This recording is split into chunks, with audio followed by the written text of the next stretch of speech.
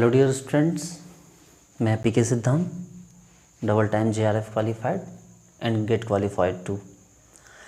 Dear students, आज जो मैं आपको टॉपिक बताने वाला हूँ वो बहुत कम समय में जो मैं आपको सिखाऊंगा उससे CSI या JRF में आपको 4 to 6 मार्क्स मिनिमम आएंगे।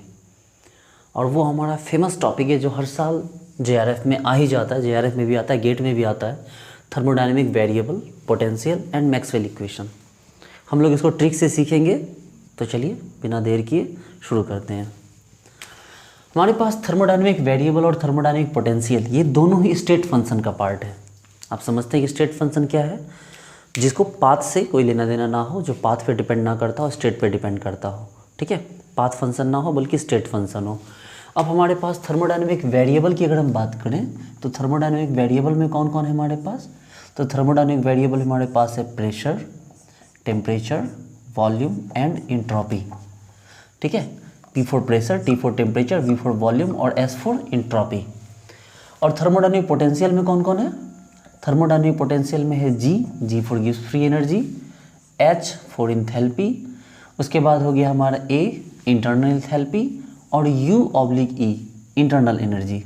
ठीक है, ध्यान दीजिए, आप लिख सकते हैं P for pressure, T for temperature, V for volume, S for entropy, G for gives free energy, H for enthalpy, A for internal enthalpy और U और E for internal energy. Maxwell equation को हम देखेंगे। सबसे पहले हमें इन आठों के बीच रिलेशन निकालना है। इन आठों के बीच आने वाले इक्वेशन के जो नंबर होते हैं वो कम से कम लगभग 24 मिनिमम होते हैं और उनको याद रखना बिल्कुल भी इम्पॉसिबल है। आप उसको याद नहीं रख सकते, लेकिन अगर आप एक ट्रिक को समझें तो इस ट्रिक से आप बहुत आसानी से आप उसे याद रख सकते हैं और किसी भी टाइम में आप विदिन सेकेंड्स आप इस इक्वेशन को लिख सकते हैं। उसके लिए आपको सीखना होगा थर्मोडायनेमिक स्क्वायर।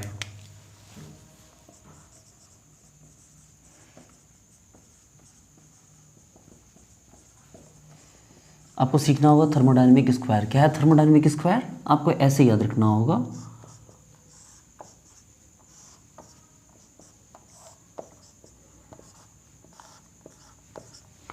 पहले इस ट्रिक को मैं अलग तरीके से याद रखता था, लेकिन मेरे रिसेंट स्टूडेंट्स ने इसको एक नया ट्रिक दिया है, मैं आपसे शेयर करना चाहूँगा।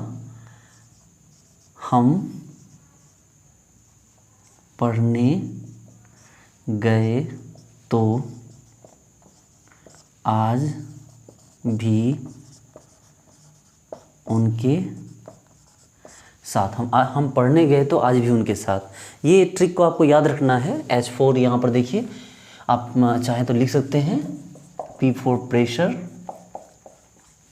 T for temperature, V for volume,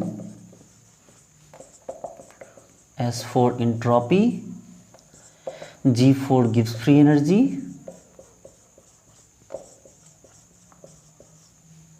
H for enthalpy, A for internal enthalpy और U/E फॉर इंटरनल एनर्जी।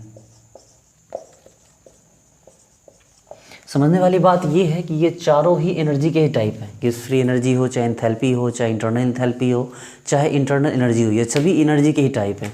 जबकि प्रेशर, वॉल्यूम, टेम्परेचर और एंट्रोपी ये एनर्जी के टाइप नहीं है, ये एनर्जी नहीं है। समझने वाली बात है कि आपको इस तरह याद रखना है SHPGTAVU, आपको ऐसे याद रखना है और इसमें एक एरो यूज करना है P से V की तरफ और S से T की तरफ। देखिए, G भी एनर्जी है, H भी एनर्जी है, A भी एनर्जी है और U और E भी एनर्जी है, लेकिन ये एनर्जी नहीं है। जहाँ P प्रेशर होता है, न्यूटन पर मीटर स्क्वायर, ठीक है, यानी फोर्स बाय एरिया, आप इसको कह सकते हैं force divided by area. T for temperature होता है, अगर हम T फॉर बात करें टेम्परेचर, ठीक है, जिसको हम लोग केल्विन में नोट करते हैं। V फॉर वॉल्यूम होता है, जिसको हम लोग कहते हैं A क्यूब या आपको लीटर वगैरह में जो भी आता है आप उसको लेंथ का क्यूब कह सकते हैं। और जहाँ तक इंट्रॉपी की बात है तो इंट्रॉपी जो हो गया वो होता है आपको Q/T, ठीक है, ये होता है हमारा। समस्या ये है कि आपको एक नई चीज़ यहाँ पर सीखनी है। आप प्रेशर इंटू वॉल्यूम भी किया जाए तो भी एनर्जी ही आएगी। देखिए कैसे, प्रेशर हो गया न्यूटन पर मीटर स्क्वायर, न्यूटन का मतलब हो गया फोर्स, फोर्स का मतलब हो गया ml T⁻⁻², ये डायमेंशन हो गया, और नीचे हो गया L2 मतलब मीटर स्क्वायर, इंटू वॉल्यूम है, वॉल्यूम कितना है भाई L³ है, तो इसका मतलब है ये कट कर कितना आ गया, तो ये आ गया ml2 T⁻², जो एक काइंड ऑफ एनर्जी है। दूसरा है S इंटू टी, तो S इंटू टी भी करेंगे तो एंट्रोपी इंटू टेम्परेचर, गौर से देखिए एंट्रोपी भी क्या हो गया Q/T, और इंटू टेम्परेचर क्या हो गया T, तो T कट गया तो Q बचा, तो हीट भी तो एनर्जी का यूनिट होता है ना, तो हीट भी तो अपने आप में क्या है, एक एनर्जी ही है। तो इस तरह से समझने वाली बात ये है कि जहाँ पर G, H, A और UE ये सभी एनर्जी है, वहीं PTVS ये एनर्जी नहीं थे, लेकिन P इंटू वी कीजिए या T इंटू एस कीजिए तो वो भी क्या हो जाएगा, एनर्जी हो जाएगा। वो बात मैंने यहाँ प्रूफ की, देखिए P इंटू वी कीजिए तो एनर्जी का यूनिट आएगा, S इंटू टी कीजिए तो TT कट जाएगा तब भी एनर्जी का ही यूनिट आएगा। ओके, आगे बढ़ते हैं।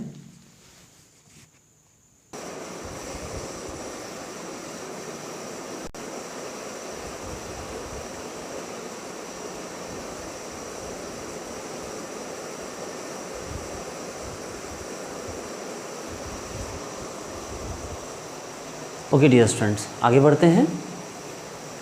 फिर से हम एक बार लिखते हैं, थर्मोडायनेमिक स्क्वायर हम पढ़ने गए तो आज भी उनके साथ। आप इसको ऐसे नोट डाउन करके रखिए। गौर से देखिए, मैंने P से V की ओर एक मार्क किया है और S से T की ओर एक मार्क किया है, यानी कि इसमें याद रखना है कि प्रेशर से वॉल्यूम की तरफ अगर आप आएंगे तो आपको वैल्यू निगेटिव हो जाएगा, इंट्रॉपी से टेम्परेचर की तरफ भी आएंगे तब भी वैल्यू आपका नेगेटिव आएगा, जबकि उल्टा चलने पे वैल्यू आपका नेगेटिव नहीं आएगा। ये टोटल जो हो रही है, ये टोटल बात एनर्जी की जा रही है, ठीक है। ये टोटली जो है आप इसको गौर से अगर आप समझने की कोशिश करें तो ये टोटली एनर्जी की बात की जा रही है यहाँ पर, ठीक है। तो सबसे पहले हम बात करते हैं कि भाई अगर हमने बात की यहाँ पर जो चीज़ें सीखनी होगी कि भाई जो H है हमारा, वो H फंक्शन है किसका, प्रेशर और इंट्रॉपी का। G जो है वो फंक्शन है प्रेशर एंड टेम्परेचर का। जो A है आपका इंटरनल इंथैल्पी, ये फंक्शन है V एंड T का। और जो U है, ठीक है, इंटरनल एनर्जी, ये फंक्शन है किसका, S एंड V का। ओके, तो इसका मतलब ये है कि जो आपका H है, जो H है आपका, वो किस पर डिपेंड कर रहा है, ये H डिपेंड कर रहा है P और S पर। तो इसका मतलब ये है कि H जो होगा वो P और S पर डिपेंड कर रहा है।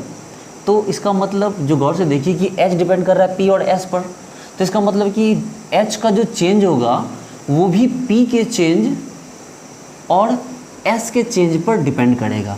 लेकिन प्रॉब्लम ये है कि प्रेशर है, ये इंट्रॉपी है और ये तो एनर्जी है, तो फिर इसको हम इसके बराबर कैसे लिख सकते हैं। मेरी बात को ध्यान से सुनिए कि इंथैल्पी के चेंज को हम प्रेशर के चेंज और इंट्रॉपी के चेंज के बराबर कैसे लिख सकते हैं।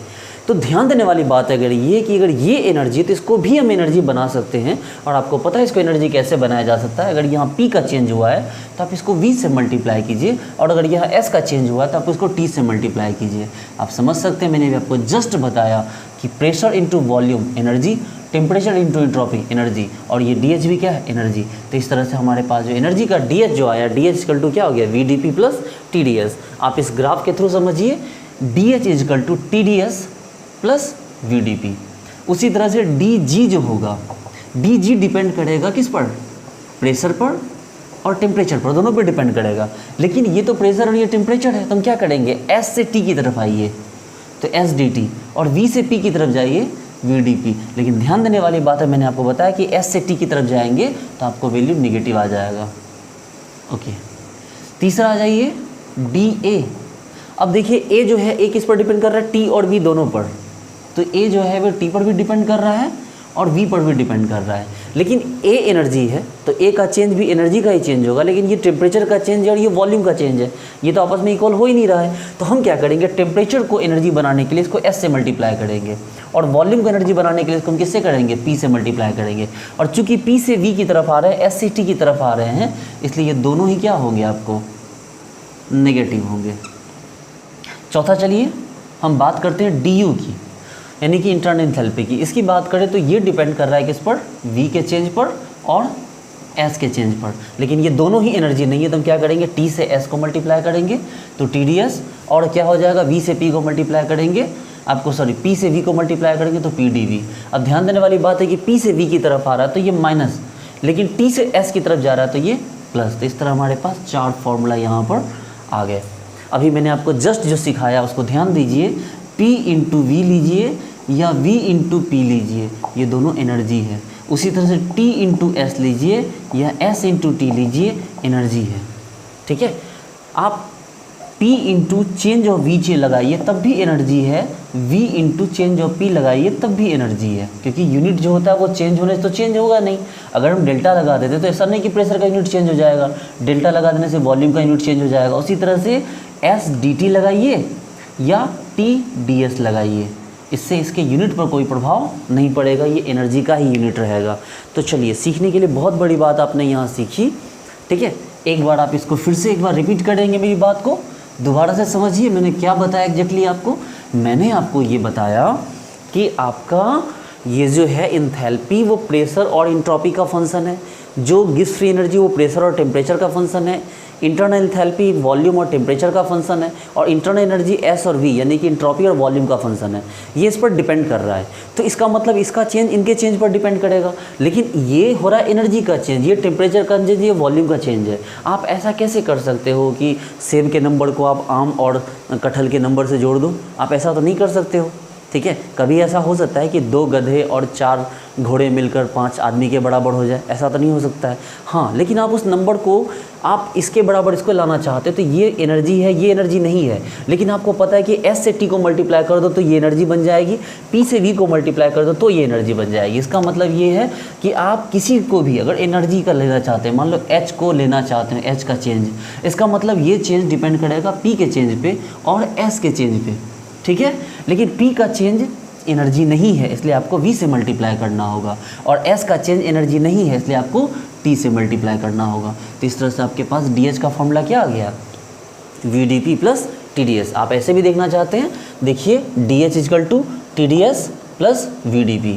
उसी तरह DG का फॉर्मूला है, DG का फॉर्मूला क्या हो जाएगा, VdP और माइनस SdT। देखो V से P की तरफ गए तो VdP जो पॉजिटिव रहा, लेकिन S से T की तरफ आए तो S से T की तरफ आए तो क्या हो गया, वो वैल्यू माइनस हो गया SdT। और आप इसको ऐसे भी समझ सकते हैं कि G P और T दोनों पर चेंज कर रहा है, देखिए, और P और T से कोई एनर्जी तो नहीं आ रही, तो P को मल्टीप्लाई किया V से और T को मल्टीप्लाई किया S से। उसी तरह से अगर बात करें A की, तो A जो हो गया वो किस पर डिपेंड कर रहा है, गौर से देखिए, A डिपेंड कर रहा है dt पर और किस पर, dv पर। लेकिन आपको पता है T को बदलने के लिए एनर्जी में S से मल्टीप्लाई करना होगा और V को एनर्जी बदलने के लिए P से मल्टीप्लाई करना होगा, और ऐसे केस में ये दोनों ही क्या हो जाएंगे, नेगेटिव हो जाएंगे। और एक कौन बच गया, du। तो du का वैल्यू जो आएगा वो क्या होगा, देखिए, तो du का वैल्यू TdS और माइनस PdV। तो TdS और माइनस PdV, ये देखिए, है ना, TdS माइनस PdV। H निकालना है यहाँ से यहाँ प्लस यहाँ से यहाँ, इसको निकालना है यहाँ से यहाँ, फिर यहाँ से यहाँ, इसको निकालना है यहाँ से यहाँ और फिर यहाँ से यहाँ, सबको जोड़ने की कोशिश कीजिए। S से T आइएगा तो निगेटिव होगा, P से V जाइएगा तो निगेटिव होगा। तो चलिए हम इन इक्वेशन को A, B, C और D मानते हैं। ओके, नेक्स्ट चलिए, आपको चाहिए यहाँ पर आपको ओनली H चाहिए, सपोज कीजिए। अब S तो एनर्जी ही है, S तो प्योर एनर्जी है। इसका मतलब है कि आप यहाँ पर किसी भी डे या डेल्टा टर्म को यूज नहीं करेंगे, कि आप यहाँ पर चेंज नहीं कर रहे हैं, आप यहाँ पर एनर्जी के प्योर फॉर्म को चाहिए, आपको प्योर फॉर्म निकाल रहे हो। तो H जो है, H का बगल वाला एनर्जी कौन है, U, या इधर आओगे तो क्या होगा G। ये थर्मोडायनेमिक स्क्वायर आपको बताएगा कि भाई अगर एक ट्रायंगल बनाओ ऐसे, ये देखो एक ट्रायंगल बनाओ, दिख रहा है, तो H is equal to U plus V P. देखो V से P जाओगे तो आपको उल्टा जाना है, इसके लिए माइनस नहीं आएगा, प्लस ही रहेगा। तो H is equal to U plus V P. लेकिन H का एक फॉर्मूला भी मेरे पास और है, क्या भाई, अब एक ट्रायंगल इस इधर बना है अपने, अब एक ट्रायंगल ऐसे बनाओ, तो H is equal to G plus T S. देखो H is equal to G plus T S. आप मेरी वीडियो को 2-3 बार रिपीट करके देखिए, आपको पूरी बात समझ में आ जाएगी। देखिए उसी तरह G की बात करेंगे, तो G का H के साथ ट्रायंगल बनाओ। देखो ये ट्रायंगल बना, तो G इज इक्वल टू क्या हुआ, H और S से T आ गया, तो आपको माइनस आ गया। G is equal to H minus S T. जबकि G is equal to A, और फिर देखो इधर का ट्रायंगल बनाओ, तो G is equal to A और प्लस वी पी। अब वी पी बोलो या पी वी बोलो, उससे कोई फ़र्क नहीं पड़ता, 2 गुना 3 या 3 गुना 2 एक ही बात होती है। अब A पे आ जाओ, अगर A को देखोगे तो A is equal to U minus S T. देखो ऐसे ट्रायंगल बनाओगे तो A इज इक्वल टू क्या हो गया, U और माइनस एस टी। और दूसरा क्या हो गया, A is equal to G minus P V. ये देखो कितना आसान है। और एक कौन है भाई, U कैसे लिखें, तो U is equal to H minus P V. देखो इसको ट्रायंगल बनाओ, U is equal to H minus P V. और एक कौन है, U is equal to A और माइनस टी एस। माइनस नहीं, तो प्लस हो जाएगा, U is equal to A plus T S. तो चलिए आपके पास ये 8 इक्वेशन और आ गए। इसको हमने कैसे माना, 1 2 3 4 5 6 7 8। ओके, चलिए आगे बढ़ते हैं।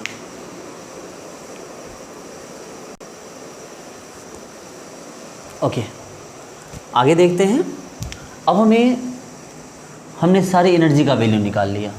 हमने एनर्जी के चेंज का भी वैल्यू निकाला और हमने प्योर एनर्जी का भी वैल्यू निकाला। मतलब हमने del H, del G, del A, del U का एनर्जी निकाला, वैल्यू निकाला, और एच जी ए यू इसका भी वैल्यू निकाला।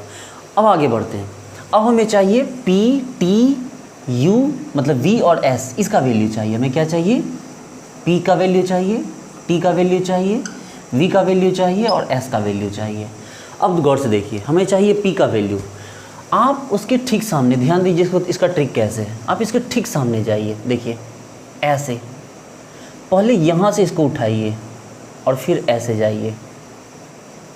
मतलब V, देखिए U V S, उसी तरह से जाइए, देखिए ऐसे, यानी A V और T। तो P का 2 वैल्यू आ जाएगा। जैसे P को देखिए, एक तीर मारिए यहाँ पर, तो क्या हो गया आपको, देखिए इस तरह से सबसे पहले U को उठाना है, फिर इसको उठाना है, फिर नीचे जाना है। उसी तरह आप P का दूसरा वैल्यू हो जाएगा, इसको उठाइए, फिर यहाँ आइए और फिर नीचे जाइए। मतलब P का आपको 2 वैल्यू आ गया। देखिए P का वैल्यू ठीक सामने जाइए और यहाँ इसके बगल में देखिए क्या हो जाएगा, डेल U बाय, देखिए आपके पास क्या आ गया, डेल U, देखिए del U by del V और कांस्टेंट S। ध्यान दीजिए, चूँकि प्रेशर है, ठीक है, सामने है प्रेशर, प्रेशर के सामने एरो गया है, इसलिए आपको यहाँ पर क्या लेना है, आपको नेगेटिव वैल्यू चाहिए। आपको यहाँ पर क्या लेना होगा, आपको यहाँ पर नेगेटिव वैल्यू लेना होगा। ठीक है, तो इसमें क्या कीजिएगा, प्रेशर का वैल्यू देखिए, आपको प्रेशर का वैल्यू क्या आ गया, del U by del V, S constant S। उसी तरह से यहाँ क्या लेना है आपको, माइनस कर गया, del A by del V constant T।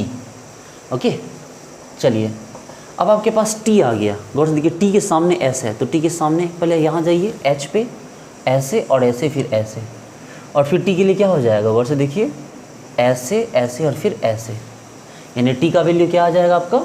देखिए इसको मैं थोड़ा सा और इलेबोरेट करके आपको दिखाता हूँ। ओके स्टूडेंट्स, अब हम आगे बढ़ते हैं। अभी तक हमने जो वैल्यू देखे वो हमने एनर्जी के लिए वैल्यू देखे, एनर्जी के चेंज के भी वैल्यू देखे और नॉर्मल एनर्जी के वैल्यू देखे। अब जो हम देखेंगे वो pressure, volume, temperature and entropy के लिए वैल्यू देखेंगे। तो चलिए थर्मोडायनामिक स्क्वायर बनाते हैं। पहले हम पढ़ने गए तो आज भी उनके साथ, ये लीजिए। अब इसमें ध्यान देने वाली बात क्या है, जैसे कि ये है हमारे पास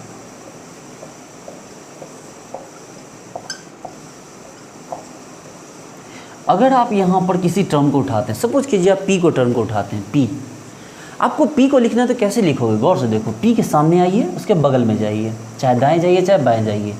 अगर आप इधर जाइएगा तो वी से उठाइए पी को, V by P constant S या A by V constant T, ठीक है। चलिए तो हमारे पास सबसे पहले पी का वैल्यू लिखना है। तो पी का वैल्यू लिखना है तो कैसे बोलिए, del V by del U, ये यू है ना, ये del U by del V constant S. देखिए पी के सामने है del U by del V constant S, del U by del V constant S. और एक और वैल्यू हो जाएगा del A by del V constant T, del A by del V और कांस्टेंट टी। क्योंकि प्रेशर के सामने वैल्यू एक एरो आया हुआ है, इसलिए प्रेशर के लिए क्या लग जाएगा आपको, नेगेटिव लग जाएगा। चलिए आगे देखिए, एक और कौन है भाई। अब मान लो हम लेना चाहते हैं यही चीज़ टेम्परेचर के लिए, टेम्परेचर के लिए लेंगे। गौर से देखिए क्या क्या आएगा। देखिए टेम्परेचर के लिए लेना है U बाय एस कॉन्स्टेंट क्या, V, यहाँ V है, U by S constant V और H by S constant P। तो आपके पास फिर से देखिए आपको क्या चाहिए, T के लिए चाहिए तो U by S constant V और H by S constant P। तो आपके पास T के लिए क्या आ गया, T के लिए आ गया del U by del S constant V और del H by del S constant P। Okay चलिए और उठाते हैं। अब किसके लिए उठाना है, अब आपको उठाना है वॉल्यूम के लिए। देखिए अब आपको वैल्यू चाहिए वॉल्यूम के लिए, ठीक। तो वॉल्यूम के लिए अगर आपको चाहिए तो वॉल्यूम के लिए कहाँ जाना, इधर जाना होगा। तो del H by del P constant S, del G by del P constant T।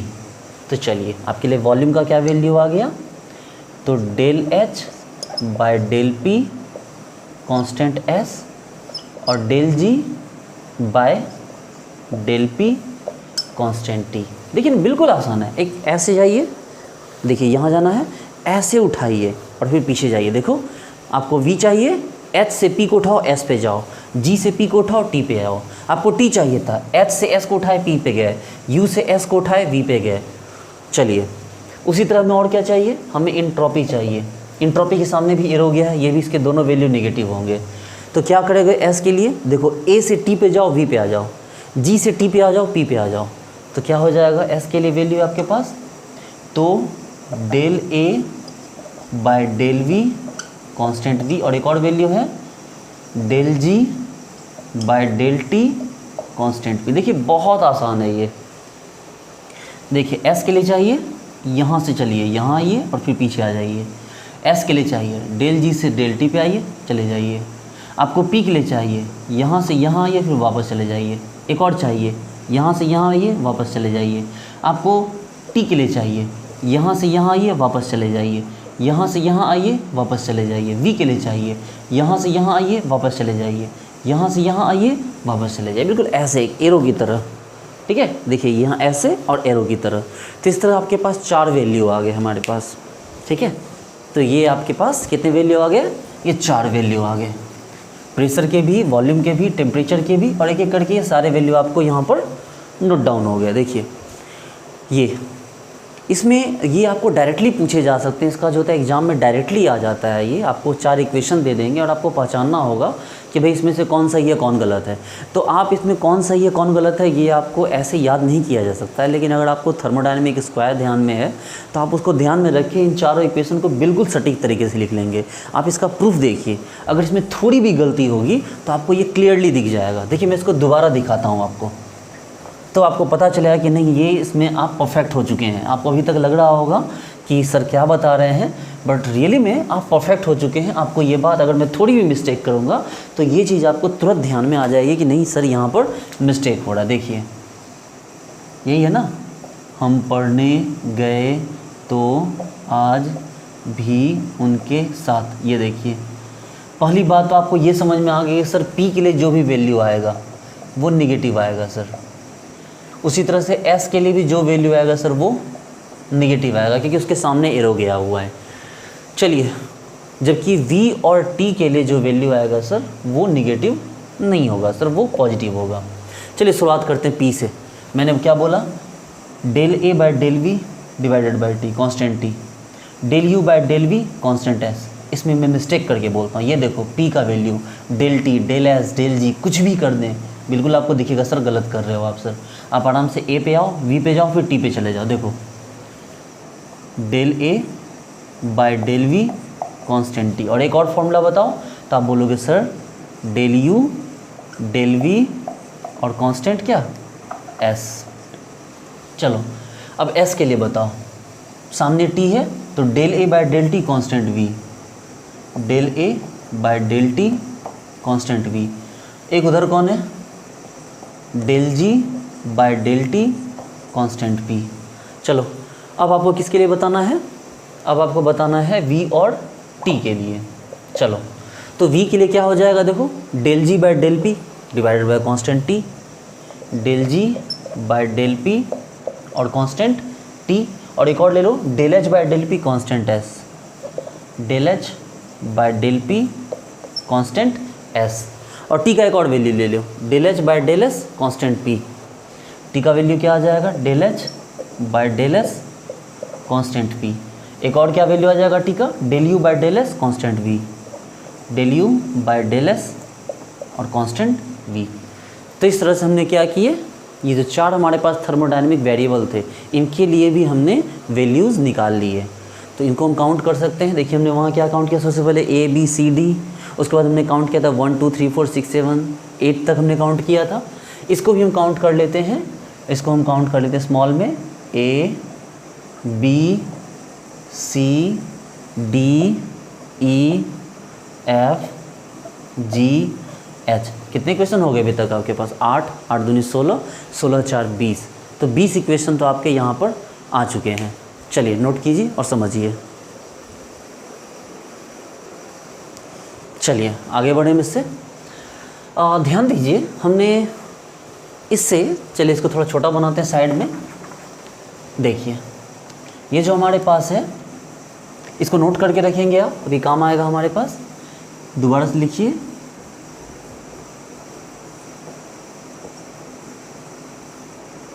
ये इक्वेशन था।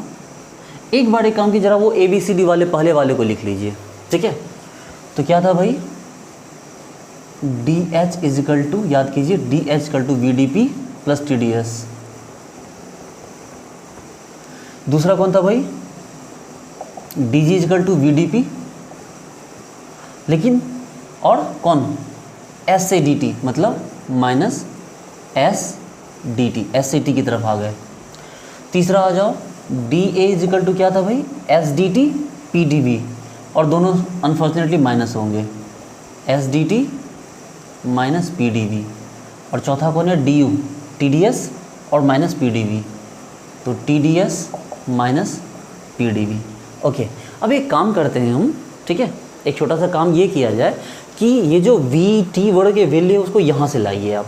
देखिए ये जो वी है, टी है, वी है, एस है, टी है, इन सब के वैल्यू को आप इनसे उठा के लाइए। देखिए कितने इक्वेशन निकल के सामने आते हैं, ठीक है।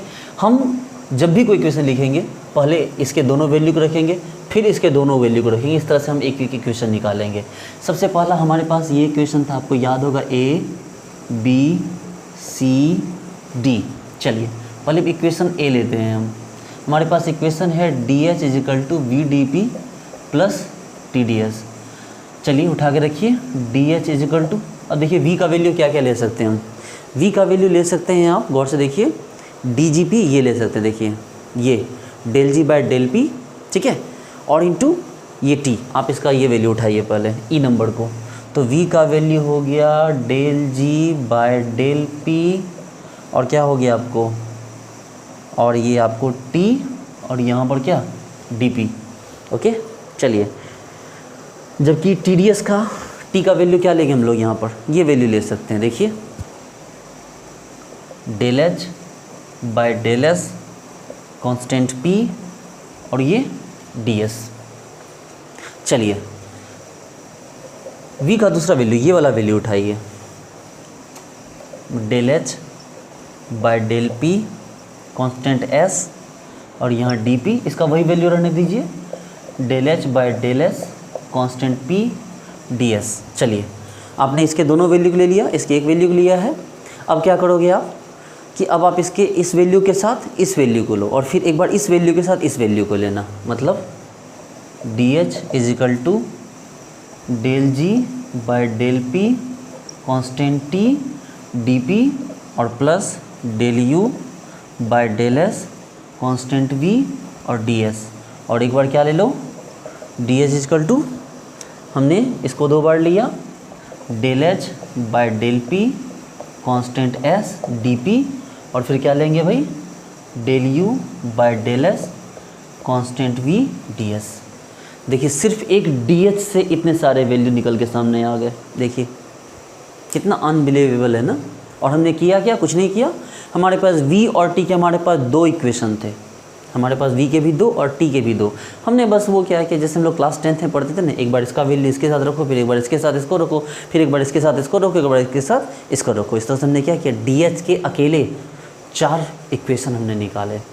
तो ध्यान दो, हमारे पास कितने हो चुके हैं, हमारे पास 20 इक्वेशन हो चुके हैं।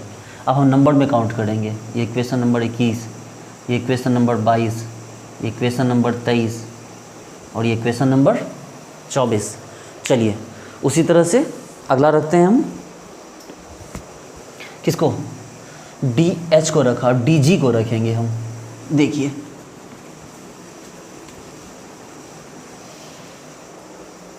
रखिए DG को, DG इक्वल टू क्या है भाई, जो DG है इक्वेशन B को ले आओ सामने, DG is equal to VDP और माइनस SDT, यही है ना। चलिए भाई शुरू करते हैं। तो सबसे पहले क्या हो गया भाई, DG is equal to, V का क्या वैल्यू है, V के इस वैल्यू को रखेंगे, V और S है, गौर से देखिए V और क्या है, S है। तो अगर V और S है यहाँ पर, तो हम इसके वैल्यू को रखेंगे, चलिए DG के वैल्यू को रखेंगे, तो VDP, V कहाँ लाएगा भाई, चलिए इसको ले आइए पहले, del G by del P constant T और DP, और माइनस, और S का वैल्यू क्या करेंगे, X के इस वैल्यू को उठाइए, तो माइनस इंटू S का ये वैल्यू माइनस, तो देखो minus del A by del V del T constant V, और क्या ये जो हो गया आपको SDT, ये DT है, DT, तो माइनस माइनस प्लस हो गया ना, तो आप इसको डायरेक्ट लिखिए इस तरह से प्लस। चलिए नेक्स्ट उठाएंगे DG का वैल्यू, V के वैल्यू को ही रहने दीजिए और S के इस वाले वैल्यू को ले लीजिए, तो del G by del P constant T DP, और फिर से माइनस माइनस क्या हो जाएगा, माइनस और माइनस प्लस हो जाएगा, तो इस बार क्या हो गया आपको plus del G by del T constant P और ये DT। चलिए अब DG के दूसरे वैल्यू को, तीसरे वैल्यू को लिखेंगे, इस बार V के इस वैल्यू के साथ इसको लेंगे, और फिर एक बार V के इस वैल्यू के साथ इसको ले लेंगे, तो ये हो जाएगा आपको del H by del P constant S, और यहाँ पर क्या हो जाएगा DP। ओके, और तीसरा क्या हो जाएगा यहाँ आपको del A by del T constant V और DT, और एक और क्या हो जाएगा DG का value del H by del P constant S DP, और plus del G by del T constant P और DT। देखिए तो 4 इक्वेशन यहाँ से भी आ जाएंगे, 4 इक्वेशन इसके लिए भी आएंगे, 4 इक्वेशन इसके लिए भी आएंगे, आप लिख सकते हैं, बस कुछ नहीं करना है, S और T के P जो भी है उसका वैल्यू को यहाँ से उठा के यहाँ पर पुट कर देना है। देखिए इसमें डरने वाली बात नहीं है, ठीक है। अगर ये चीज़ आपको आएगी तो अगर ये एग्ज़ाम में आता तो आप इसको डायरेक्टली चूज़ कर सकते हैं, डायरेक्टली ढूंढ सकते हैं। आप अपने इक्वेशन पे जाएंगे इस तरह से, और इक्वेशन में जाके आप पुट करके देखेंगे हाँ भाई आपका इक्वेशन सही है या नहीं है, ठीक है। ऐसे इससे तो आज तक क्वेश्चन नहीं पूछा गया, क्वेश्चन जब भी पूछा गया तो इसी से पूछा जाता है, इससे पूछा नहीं जाता है, ठीक है। बट आप इस पॉसिबिलिटी को नहीं छोड़ सकते हैं, ओके, नोट कीजिए। चलिए CSIR के कुछ क्वेश्चंस पे ध्यान देंगे। क्वेश्चन आपको आया हुआ है ये जून 2012 में। ये क्वेश्चन इस तरह से दे रहा है कि बोला है कि भैया -p का वैल्यू दे दिया है del A by del V S is equal to del U by del V oblique T। दूसरा दे रहा है -s का value del U by del V constant T, और दूसरा दे रहा है del A by del T comma P। फिर चौथा दे रहा है V का value del H by del P constant S, del G by del P constant T, और T का वैल्यू दे रहा है del H by del T comma P, और del H by del S ये V। इसमें से आपको चूज़ करना है कि इसमें से सही ऑप्शन कौन सा है, और यकीन मानिए ये बहुत ही आसान है इसको चूज़ करना। इसमें सही ऑप्शन कौन सा है, आपको लग रहा होगा कि सर आप इसको देखे बिना काम नहीं चलेगा, बोले कोई दिक्कत नहीं, इसको देखने की ज़रूरत नहीं है आपको, ठीक है। आप बस एक बार थर्मोडायनामिक स्क्वायर्ड लिख लीजिए। इसको इस टाइप के क्वेश्चन हर साल, हर 1 से 2 मतलब साल में एक बार तो इस टाइप के क्वेश्चन ज़रूर आते हैं, ज़रूर से ज़रूर आते हैं। आप सबसे पहले कुछ मत कीजिए, थर्मोडायनामिक स्क्वायर्ड बना लीजिए।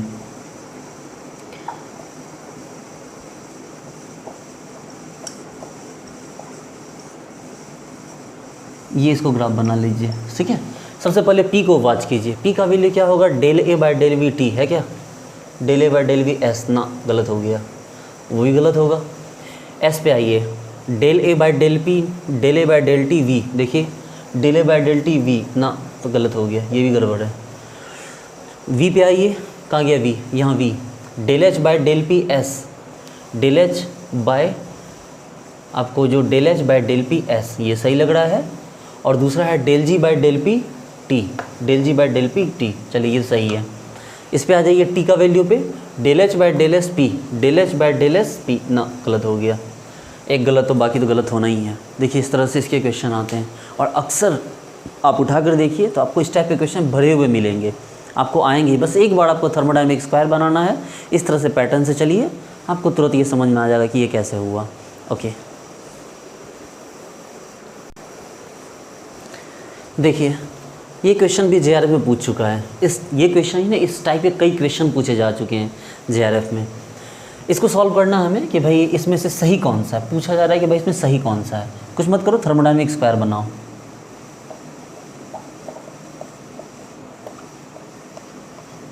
ये देखो ऐसे है, चलो DH इक्वल टू क्या हो जाएगा भाई, VDP plus TDS, VDP plus TDS ना जी, SDT है, गलत हो गया।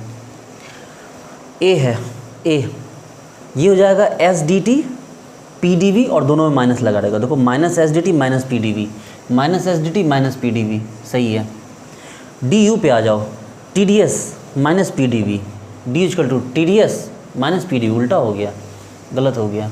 DG कहाँ गया जी, DG VDP minus SDT, VDP plus SDT, गलत हो गया। देखिए तो इस तरह से विद इन सेकेंड्स आप थोड़ा सा अगर इसको ध्यान दें तो विद इन सेकेंड्स ये क्वेश्चन आपको बिल्कुल आसानी से हो जाने हैं, ठीक है, ओके। चलिए अब हम बात करेंगे अपने मैक्सवेल इक्वेशन की। देखिए हम बात करते हैं मैक्सवेल इक्वेशन की, तो फिर से आप वही कीजिए, बनाइए जो कॉलम बनाइए आप इस तरह से कॉलम बना लीजिए, और ये बनाइए।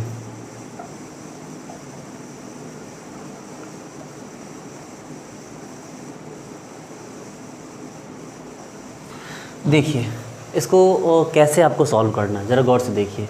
आप इसको लिखेंगे del V by del S constant P is equal to del T by del P constant S. मतलब यहाँ से यहाँ चलिए और यहाँ से यहाँ आइए, मतलब del V by del S constant P is equal to del T by del P constant S. कितना आसान है, इतना बटा इतना बटा इतना कांस्टेंट और इतना बटा इतना कांस्टेंट ये। अब ध्यान देने वाली बात है, प्रेशर या इंट्रॉपी जहाँ भी कांस्टेंट होगा, यानी इसको हमें वो कांस्टेंट लेके चल रहे हैं, वहाँ पर नेगेटिव हो जाएगा। आपको पहले ही पता है कि प्रेशर या वॉल्यूम जब भी निकालते हैं तो वो क्या हो जाता है, आपको वो नेगेटिव आता है। तो यहाँ भी प्रेशर एस कांस्टेंट है, हमने यहाँ पर क्या किया, नेगेटिव लिया। वो अलग बात है कि ये वैल्यू कट जाएगा। चलिए नेक्स्ट लेते हैं।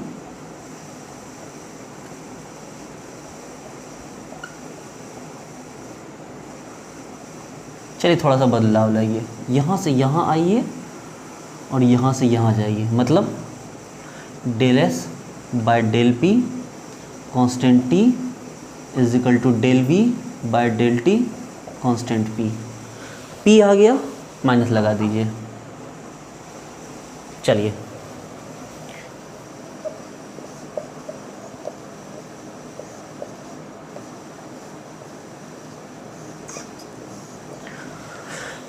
ओके, ऐसे आइए। अब क्या लिखेंगे, del S del V constant T del P by del T और कांस्टेंट वी। देखिए del P by del T constant V. Okay, अब चूंकि यहाँ टी आया यहाँ वी आया, किसी को नेगेटिव लगाने की ज़रूरत नहीं है। और आगे आ जाइए,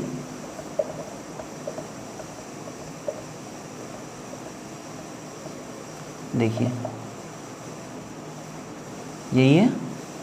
क्या करेंगे भाई, ऐसे लीजिए, क्या हो गया, del P by del S constant V और del T by del V constant S. यहाँ इंट्रॉपी है इसलिए आप यहाँ पर माइनस लगा सकते हैं। ये देखिए हमने यहाँ पर माइनस लगा दिया।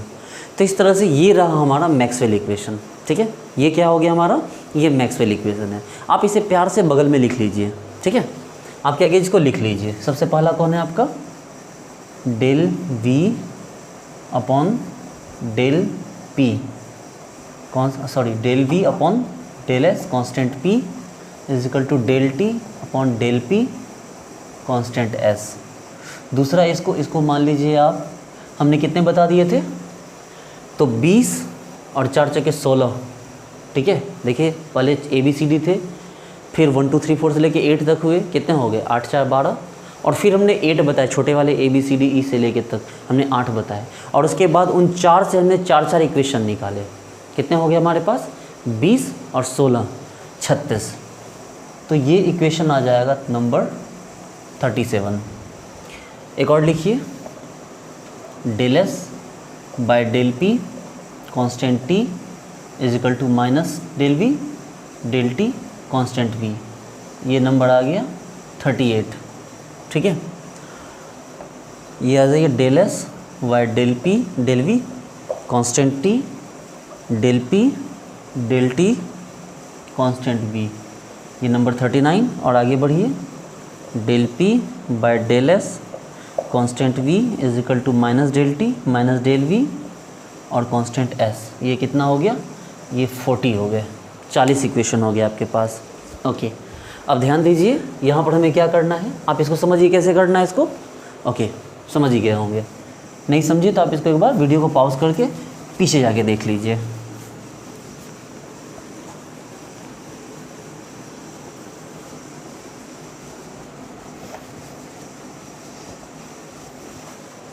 चलिए अब हमें क्या करना है, जरा गौर दो, किसका डिफ्रेंशिएट करें, या वी को, यहाँ पर टी को, यहाँ एस को, यहाँ वी को, यहाँ एस, यहाँ पी, यहाँ वी पी, और यहाँ पर क्या हो गया, टी।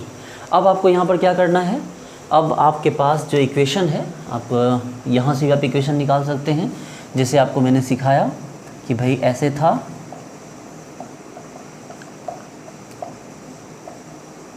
ये देखो यहाँ से यहाँ, यहाँ से यहाँ, तो एच आपको पी का क्या निकाला था, P is equal to del U by del V constant S, और पी का एक और क्या निकाला था, del A by del V constant T.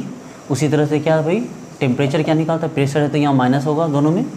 Temperature के लिए क्या निकाला था हमने, del U by del S constant V is equal to del H by del S constant P.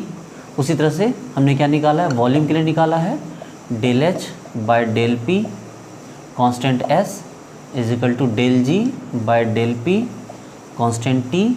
और उसी तरह से एस के लिए क्या निकाला हमने, del A by del T constant V is equal to del ji by del T constant P. और चूँकि ये भी एंट्रोपी है इसलिए यहाँ भी क्या होगा, नेगेटिव होगा। चलिए हमने इस तरह से वैल्यू निकाले। अब आपको इसी वैल्यू को पी, टी, वी और एस इसको यहाँ पुट करना पड़ सकता है, ये ऊपर वाले वैल्यू में, और इसको पुट करके भी आपको अलग अलग इक्वेशन आएंगे।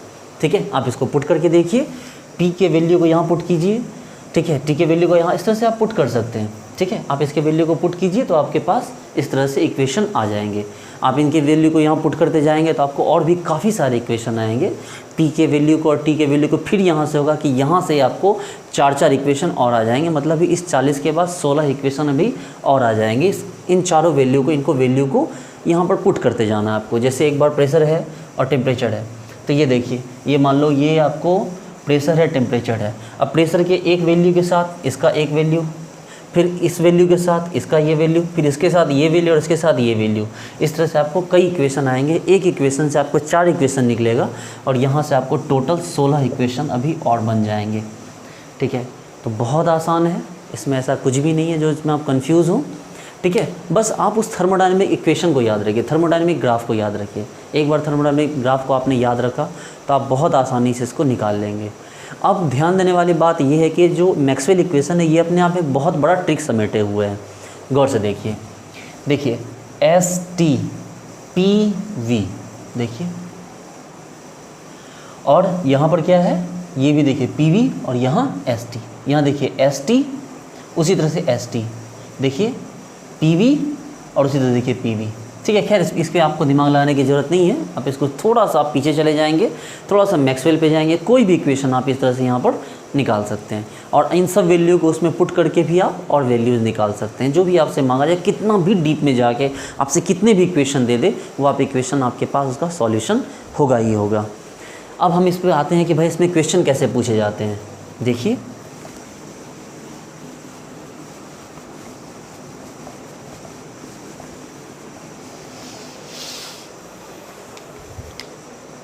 इसमें आपको इक्वेशन पूछ देगा भाई कि del V upon del T comma P is equal to del T del P comma S del S del P T is equal to minus del V del T और S.